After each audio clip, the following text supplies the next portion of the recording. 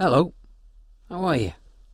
It's spring, although there are still, even in April, huge piles of snow in places, on the lawn and in the woods for sure. I want to share with you today something that happened to me a long time ago when I lived and worked in England. I lived in a small village called Burley in the New Forest on the south coast.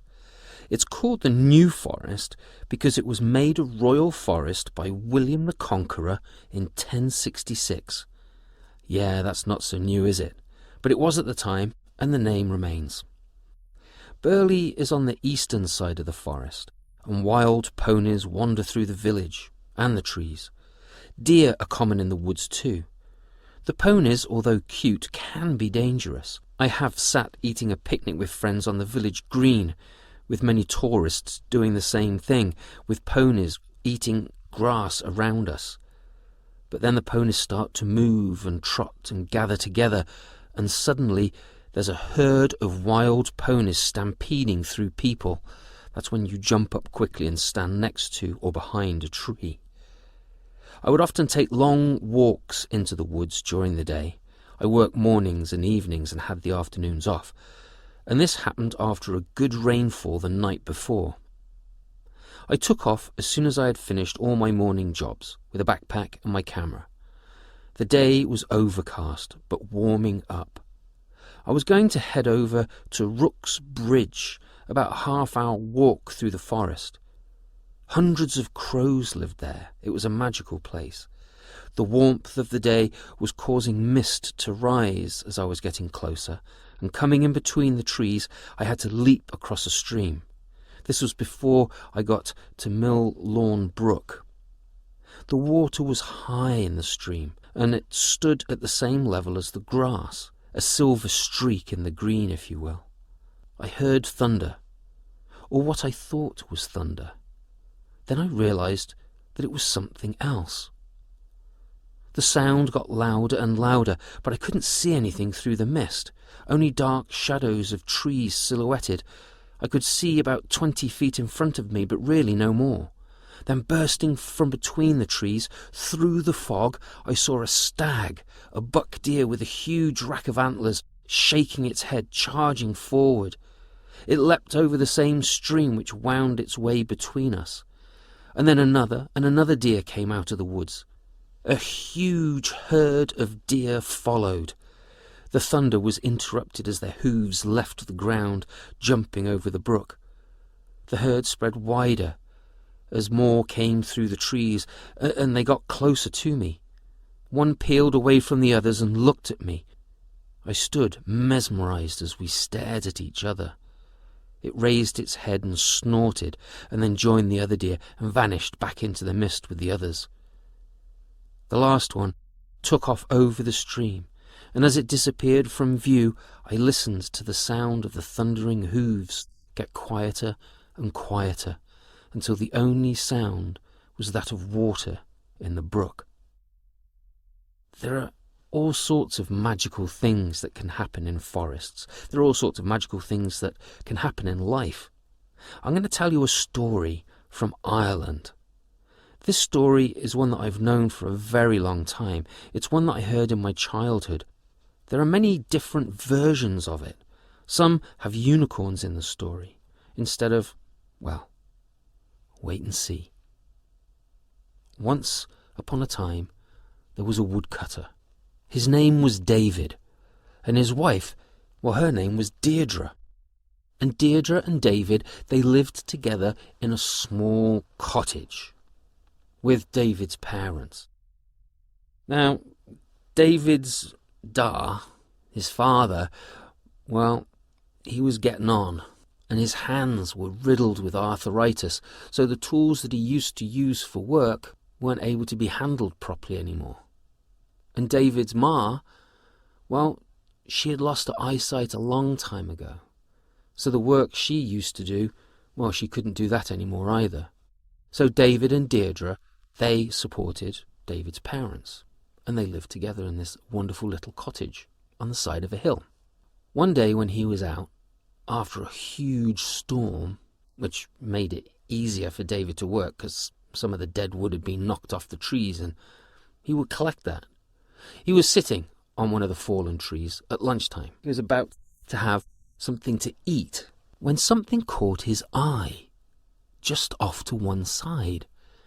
At first he thought it was a rabbit or something that was hiding under a bush. The bush was shaking slightly, and this hawk dove down out of the sky, its wings tucked in, and flew directly towards the bush, screeched, and then took off up into the sky.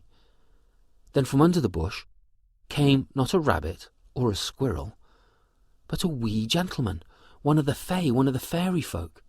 He ran across the clearing where David sat. David stood amazed. He saw the hawk diving back down, so he grabbed his axe and waved it above his head in the air and screeched at the bird, making it take off once more, fly away. And he turned to see the wee man jump over a stream and land on the other side. But his foot got caught in a rotten piece of wood when he landed.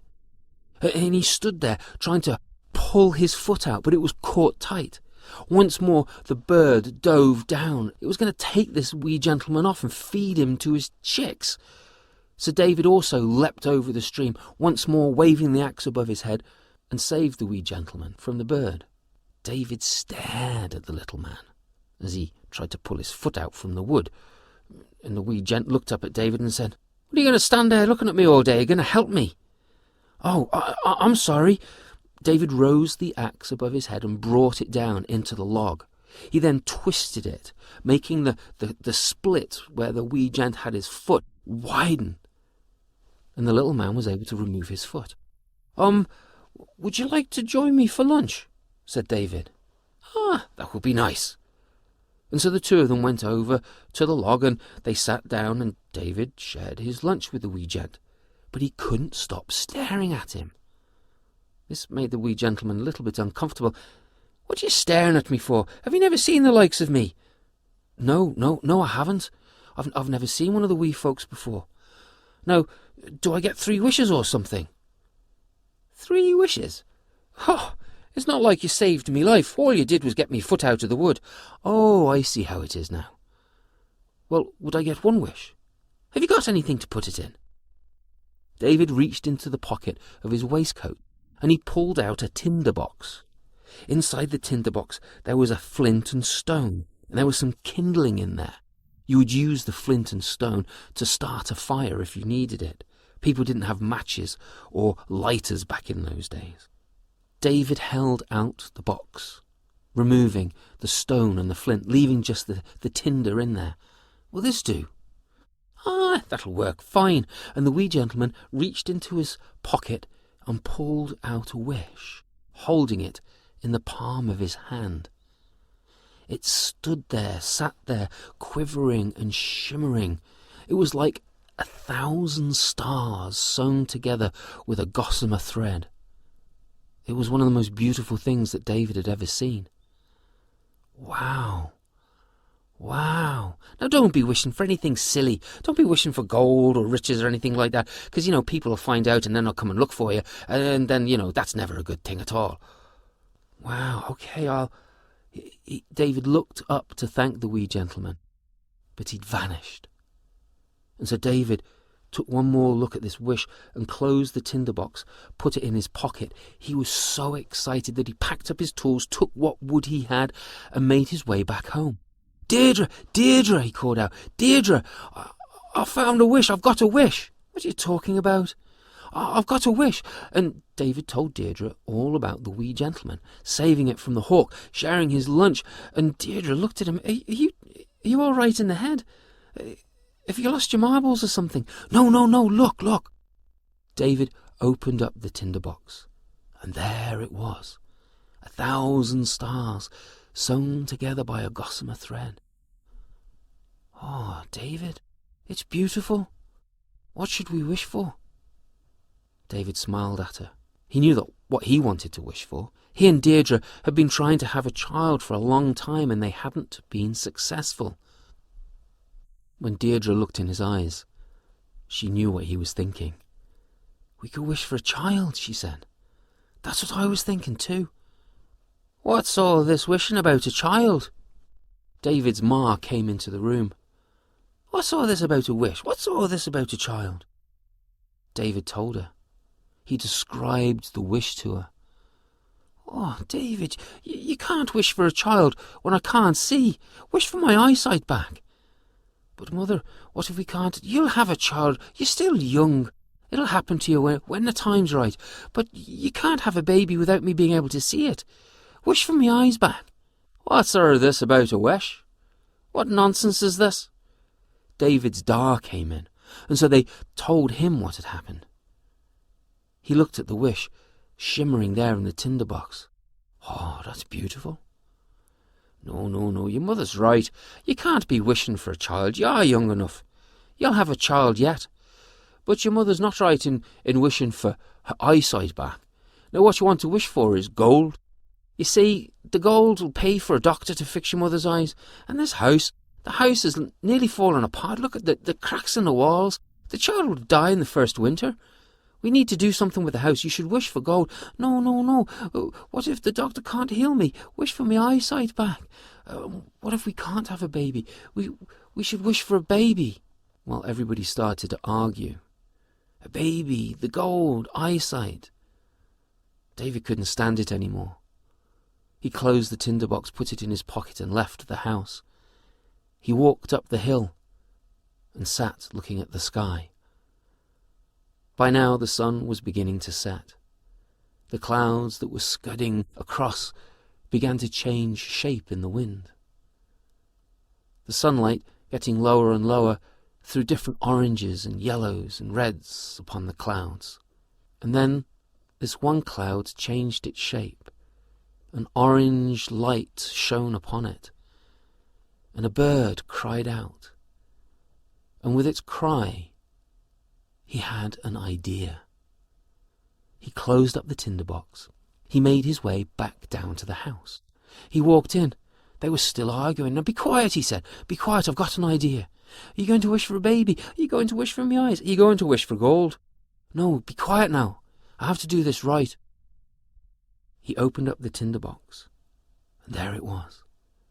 1,000 stars sewn together with a gossamer thread. "I wish that my mother could see our happy, healthy child crying in a crib made of gold." And with that, the wish flared up and then vanished. Over the next 9 months, Deirdre's belly grew larger as she became pregnant with a child. And over those 9 months, David's ma, her eyesight started to come back. And when the baby was born, well, a golden crib miraculously appeared at the foot of the bed. So, David, with a bit of imagination and a very good choice of words, made 3 wishes from 1. The end. Oh, I do like that story. A colleague and friend of mine over in Ireland tells that story too, Liz Weir. If you ever see her name near you, go and hear her tell stories. She's incredible. What would you do if you were given a wish? Just the 1, not 3. What would you wish for? As the wee gent said in the story, be careful what you wish for. And if you have read Kate de Camelot's The Tale of Despereaux, then you'll know that choices always have consequences. Sometimes those consequences can be good, but sometimes they can backfire on you and turn out, well, not so good. If you do wish, how do you think you could make it happen? Sometimes wishes don't come true. You have to work at something. What would you have to do to make that wish happen? Make a list of the things that you would need to do and of the steps that it would take, and see if you can make that wish a reality. Anyway, I need to pop off and take Mo for a walk. It's a horrible day, but it was worse yesterday and we didn't go out yesterday, so she really needs a walk today, to be sure. Well, be well, stay safe out there, and I hope to be back soon. See you.